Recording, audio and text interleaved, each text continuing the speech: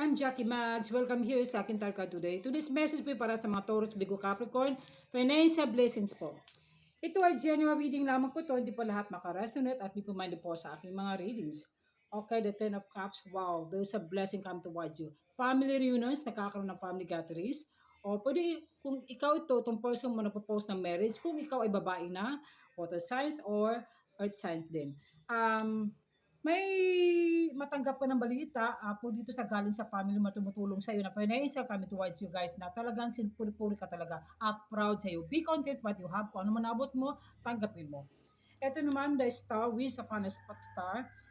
Kayo po ang nanangiling, nanalangin. Lahat ng hiningi po at matutupad yun kayo. Balang araw, makakaroon ka na magtagumpay sa iyong pagpagsikap. Hindi lang yan. May taong tumutulong sa iyo sa ibang bansa o di kayo nag-abroad ng bansa o pwede ito paglipat ng trabaho na promote ka. So, lahat ng hinihiling po, yung pagdasal po, huwag ka naman mag-alala. Darating yan sa tamang panahon. At ito naman, the death, Scorpio energy. Ito ay spiritual transformation guys. Kailangan mo talaga ng spiritual healing man by the spirit po. Kailangan ay magtiwala ka lang. Huwag mong sisihan yung nakaraan. Ang importante yung anong lock present future mo ay yung financial na magandang takbo din sa'yo. Ito na yung ututi at magandang takbo sa career mo lalo na sa next year po. Yan po sa mga Taurus, Virgo, Capricorn. Okay, ito po yung just guide message.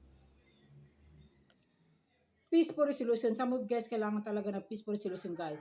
At mabuhay na mapayapa. Kailangan talaga ng peace of love and harmony. Some of you guys. At sana ay magkaunawaan kayo ng person mo tungkol sa mga financial din.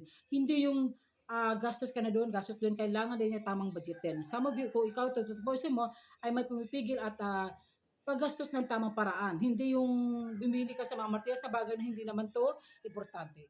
Yan po sa mga mensahe, sa mga Taurus, Virgo, Capricorn at maraming salamat po. Bye!